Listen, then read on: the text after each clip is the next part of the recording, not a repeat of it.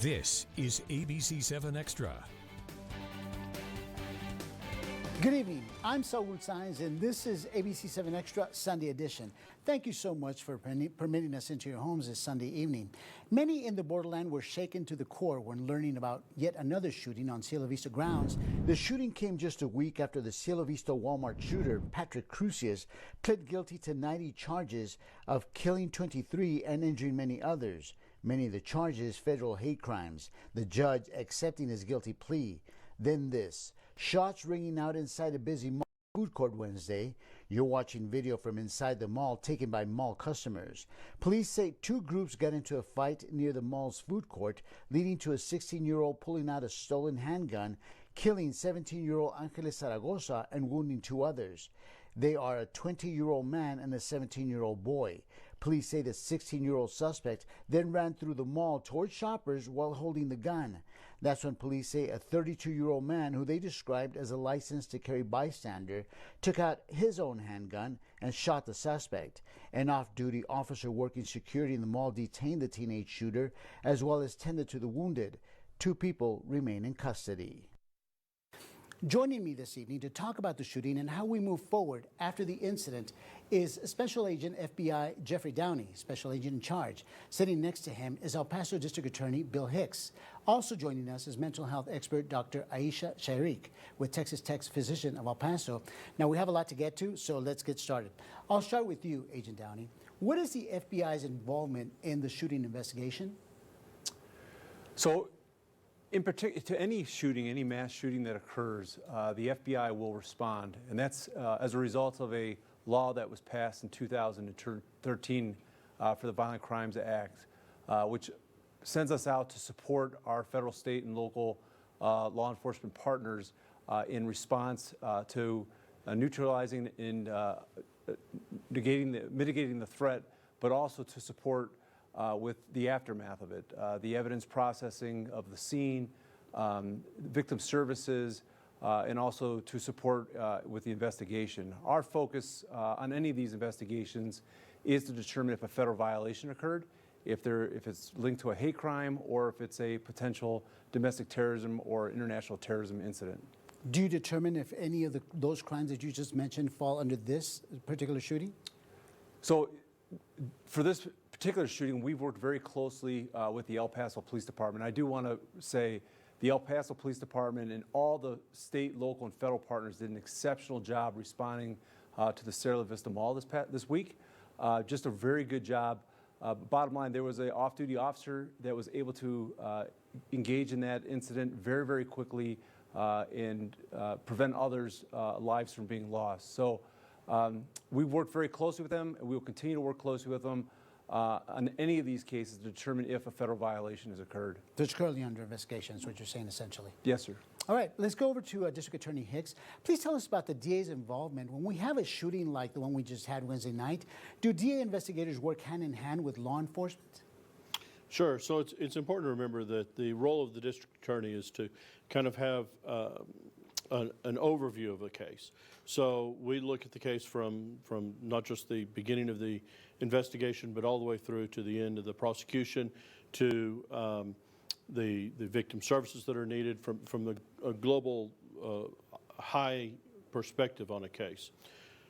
So we come in within 20 minutes of the initial call out. I was on the phone with the chief, letting him know that we were supporting the El Paso Police Department as the primary investigative agency, that we wanted to make sure that we were hand in hand with the police department to make sure that we were directing the appropriate agencies involved, so that in the end, if we ended up with a prosecution in this case, that we were going to have a prosecution that we would be able to move forward with without any hiccups or problems in order to hold those accountable for the crimes that had been committed, and that we were going to be able to go forward with the prosecution.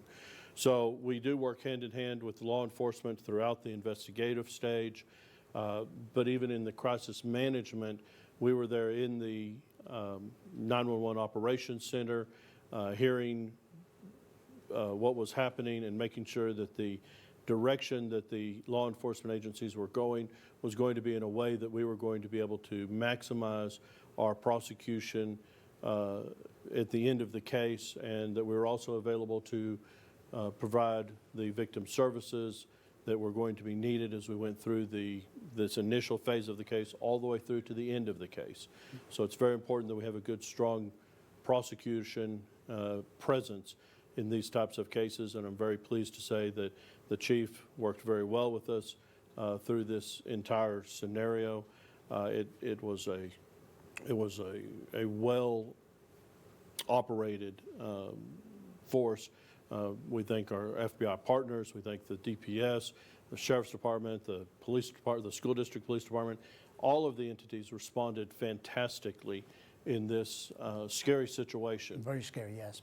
Dr. Shadiq, what does a shooting like Wednesday's do to an entire community's mental wellness just 3.5 years after the Walmart shooting?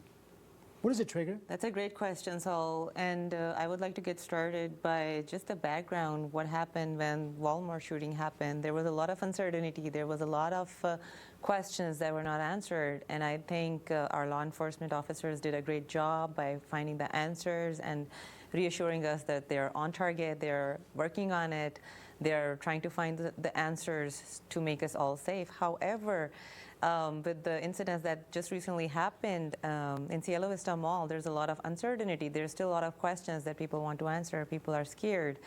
So I've noticed, I was talking to a couple of friends, and they were saying that they get scared by just going to Walmart or any of these public places, and they stopped going there anymore.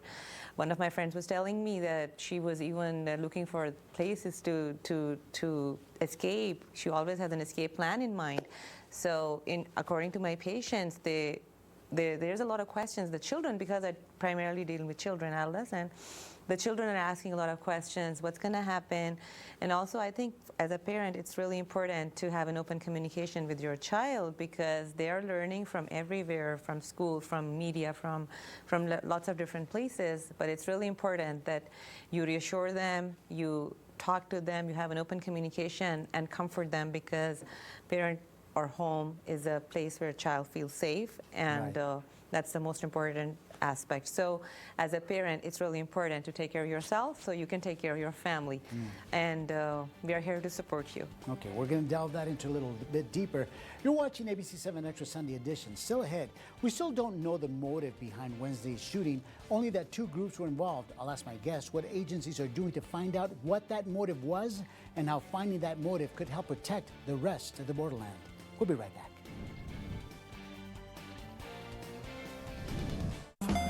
The race is on to Casa Buick GMC. Don't let our incredible selection of trucks and SUVs pass you by. We're ready to get you into a new vehicle fast. And we'll get you across the finish line with great service. For a limited time, Casa Buick GMC is matching your sales tax on any vehicle. You could save thousands. You're in the winner's circle when you shop Casa Buick GMC, home of the nice guys. Yeah! Hey, you two. So, you've been saving for your dream home? Or perhaps saving to build a home of your own? Maybe it's time for a change.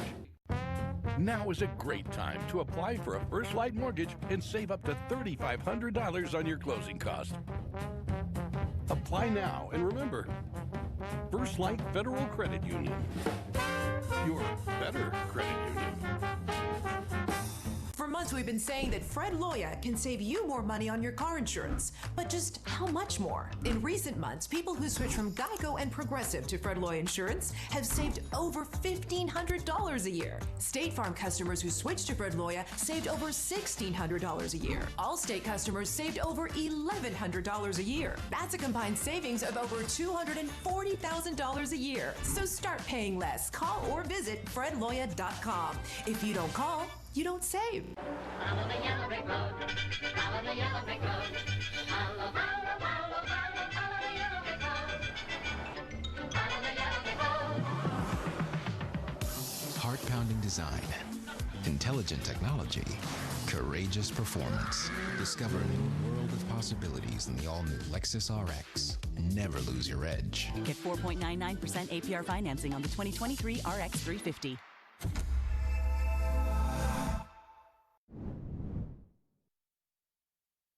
people that actually either were at the Walmart shooting or they witnessed it on TV, whatever the situation was, those symptoms will come back because that's how the brain works.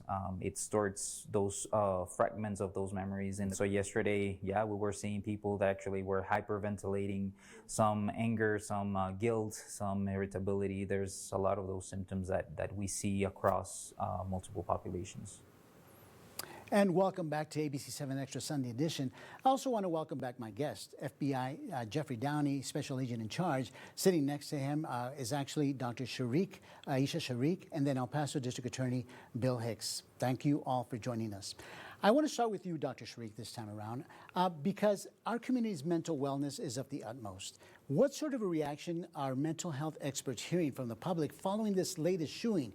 Fear, anxiety, sleepless nights? What are you hearing? That's a great question, and yeah, I totally agree with that. After such a unprecedented incidents that happen where people are scared for their lives, some of them have witnessed actually the scene. It's a very scary situation. It depends on a lot of factors and the coping skills that they have. However, I would say people will experience for some time, a lot of people will experience problems in their mood. They might be irritable, they might be cranky, they might be more frustrated, they might be not able to concentrate. Sleep can be an issue because of the fear and exposure to such a traumatic event. Even if it's not witnessed, still you're scared for the life of yourself or your loved ones. So all these symptoms can happen. However, with the right support, talk to your loved ones, talk to the family, talk to your close friends, because it's really important that you resolve these feelings and you have a supportive, close group of people that you can count on when you're stressed. However, we all are facing this as a community.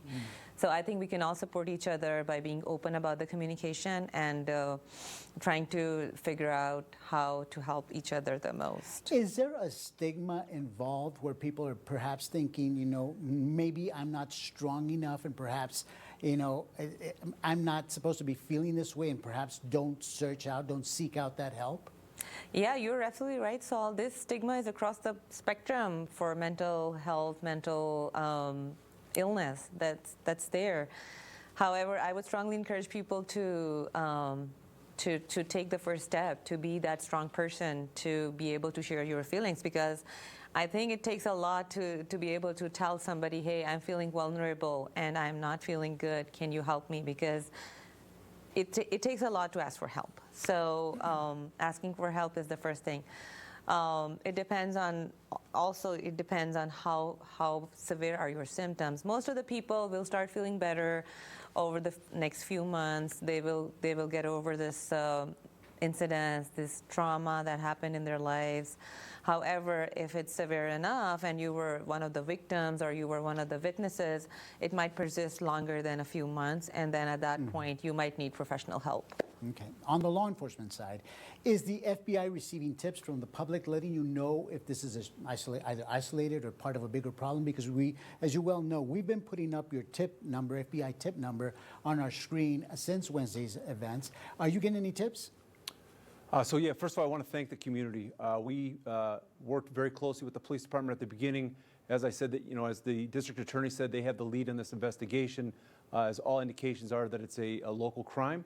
But we've provided a tip site for folks to provide photos or video to help out the El Paso Police Department in putting the puzzles of this case together. We have been successful to date in getting tips from the public, but we would still remind the public, even days after the incident, if you have video, if you have photographs of the event, send that to the tip site that's been published out in numerous locations, because that'll just help the investigators in the district attorney's office as they continue to work this case and bring it to prosecution. As you're getting those pieces of the puzzle, are they forming a picture of what might have happened, the motive behind what happened there at Cielo Vista? So at this point, I don't want to make any comment about that. I would defer to the district attorney and the police department on that. But what we are doing is that site has been valuable in giving people the opportunity to submit information to it real time on that day. but even days later. It's very important. It helps us. It helps the team develop a true picture of what happened. Got it. Mr. Hicks, Texas is an open carry state. Right now, our station has a sign. Well, actually, several businesses have a sign, even within the mall, discouraging anyone from entering if they're armed. What can businesses like a mall do to discourage the public from entering their place of business with a firearm? And more importantly, can a person be held legally accountable for violating that order that they see on the sign as they enter that place of business? Sure. So the law does provide for businesses to be able to restrict people from carrying open carry firearm or from carrying a concealed firearm. They need to refer to the code. It has very specific instructions for the size that the lettering has to be, and that it has to be posted in a conspicuous place as you enter the business in order to restrict people from entering the business with a firearm, open carry, or if you post the second sign to post to restrict people from carrying if they have a concealed weapon. You can only carry concealed if you have a concealed carry license. We're an open carry state, which means that anyone can carry a weapon, but they have to carry it open. In order to carry a concealed weapon, you have to have a concealed carry license. So if they, let's say, for instance, they do violate that order, that sign that's on the front of that business, what charges would they be facing? It's a trespass by concealed carry holder, or a trespass unlawful carrying of a weapon. Punishable by what? It's a Class A misdemeanor, punishable by up to a year in the county jail and a fine of up to $4,000. Okay, thank you so much. You're watching ABC-7 Extra. Still ahead, Governor Greg Abbott addressed crimes committed with crimes in his state or as a state, in his state of address. I'll get reaction to his comments after the break. We'll be right back. Watch Smart Money Thursday on ABC-7 at 4 with Myro Capital Management. You'll learn how to save money the right way and make better decisions to set you and your family up for financial success. Smart Money Thursday on ABC-7 at 4, sponsored by Myro Capital Management.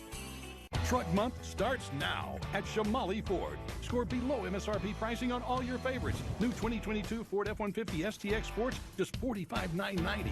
$3,000 off MSRP on all 2022 Ford Edges in stock. $1,000 off MSRP on all 2022 Escapes and 2022 Explorers in stock. Plus 0% APR, 0 down, and no payments for 90 days. Wow, that's a low price. I-10 and Lee Trevino. Right on the corner and always right on the price. ShamaliFord.com.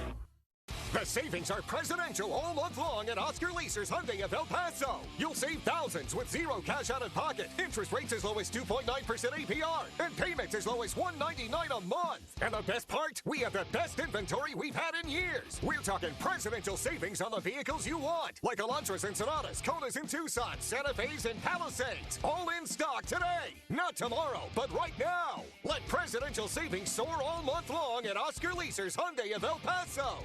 Hi, I'm Sam with Sunshine City Solar. At Sunshine City, our mission is to help solar power make sense in the Sun City.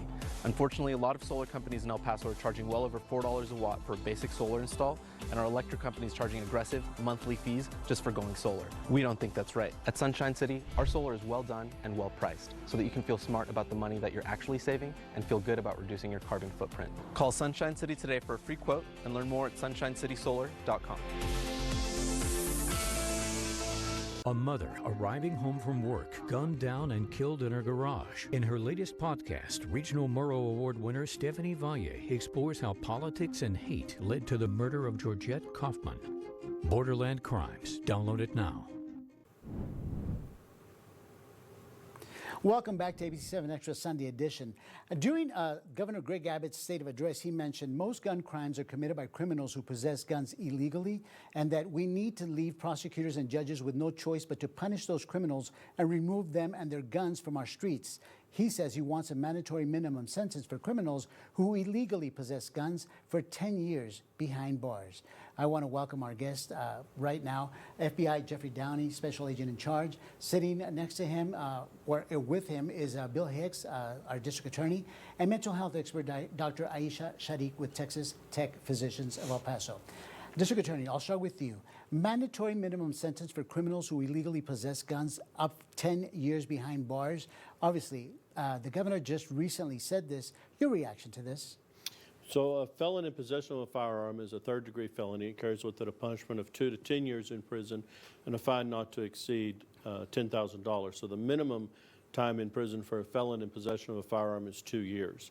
So he's wanting to increase that to a enhanced first-degree felony. Policy decisions are up to the legislature. I leave that to the legislature to decide. Whatever they decide, then we take those cases and we work within the parameters that we have in the legislature in order to prosecute and seek justice. There are crimes in federal law also. We work with our partners in the U.S. Attorney's Office. There's a mandatory 5 years in prison for people who commit a crime with a firearm as part of that, say, narcotics dealing in possession of a firearm. That's an enhancement on the federal side that we can use that in conjunction with our partners in the federal prosecution.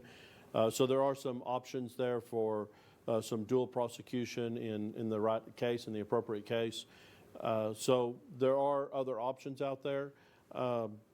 It takes some dynamic thinking in a prosecutor's office and some good partnerships with our federal and state law enforcement officials in how to do that appropriately. We certainly, I think it's very important that we do prosecute people who are illegally using firearms. Otherwise, people who are legally using firearms are also going to bear the stigma of gun crimes, and that's not fair to those people who are legally using guns. So it's very important that we prosecute people who are illegally using firearms with a great deal of prejudice. Governor Abbott, during his address, he mentioned that he wants to see legislators during this legislative session to take this up. If it does pass, does this add muscle to the already existing law? If it did, yeah, certainly. If it did pass, it would give the prosecutors a lot of leverage in plea negotiations and would give them a great deal of leverage. But you have to be very careful when you say things like mandatory, have to do this, have to do that.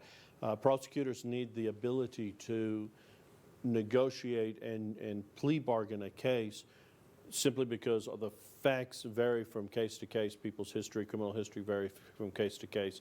And prosecutors need that ability to negotiate and plea bargain cases under the appropriate circumstances, which is one of the reasons why in Texas we have a punishment range. For example, on murder, punishment range is 5 to 99 years or life. That gives a jury an incredible range to sentence a person to the appropriate punishment for the appropriate crime. Got it. Dr. Sharik, what can El Pasoans do should something like this ever happen again? What steps should they take to prepare themselves mentally? Of course, we know this is unpredictable. We never know when this is going to happen. But how can El Pasoans prepare themselves mentally should something like this ever happen again? Yeah, the shootings and incidences like this are very devastating and unfortunate events, and we really hope it never happens again, thanks to our law enforcement officers and our law enforcement working diligently on it. We really hope it doesn't happen again. However, we cannot predict the future, even though we try our best. These things can happen again and again due to unfortunate circumstances. In situations like this, I would say to the community, El Paso is a great community. We came back very, very strong after August 3rd shooting. We did take care of each other really well, so please be there for each other, take care of each other, support each other, be kind, and just, you don't know what the other person is going through. Just be there for a stranger and listen to them, offer help. There are several resources that you can offer them. We have several mental health resources, and also we have several other resources. As a community, we have resources that we can offer. Also, if you want to help somebody, you have to be coming from a very good perspective. So taking care of yourself, eating healthy, exercising regularly, also not overburdening yourself, because we all tend to overschedule ourselves with several assignments. So please take a break, take a breather, one step backwards, and just be well and take care of yourself so you can support the community. And Special Agent, I want to give you the last word. What information would best help law enforcement when something like this happens again? Heaven forbid that it should happen again. But as you well know, most people fear retribution. Can they remain anonymous, and what sort of help are you looking for? Absolutely. They certainly can remain anonymous. The more information that the community could provide to law enforcement is only going to help us prevent these acts from happening. At the end of the day, you know, the FBI has studied most of the mass shootings around the country. In about 80% of those, there's something that forecasts that these individuals may want to do some sort of harm to those in the community. So if you see something, if you have a family member, a friend, if you see something that just doesn't seem right, that you have concerns about, if they start messaging that they want to harm others or harm themselves, it's important that you immediately contact law enforcement. We have a phenomenal law enforcement community here. We work very close together at the state, local, and federal level to share information about individuals. So, you know, we constantly hear about different threats, whether it's to a school or to others, but giving us that information immediately. If something were to happen, in this case of Sierra Vista, if you have any information or any tips regarding that, coming forward, providing that information, providing photos, providing video, sharing what you saw. There's never any information that's too small. Let law enforcement determine what that information is and if it's going to be valuable for us in preventing an act in the future. So it's really a partnership between law enforcement and the community. And you know, El Paso is a phenomenal community. There's a great deal of, I believe, trust amongst our law enforcement community and the community, and we just need to keep working together to ensure things like this don't happen. Special Agent in Charge Jeffrey Downey, Dr. Aisha Sharik, and DA Bill Hicks, thank you so much for taking time to talk to us. Thank you. Thank you very for much. having us. And thank you for joining us. I want to remind you, our viewer, that help is available. Just go to our website, kvi.com, and click on our Be Mindful section, where you can find multiple resources. I'm Saul Saenz, and this has been ABC-7 Extra Sunday Edition. Good night y buenas noches. Thank you for watching. ABC-7 News is now available on any of these streaming services.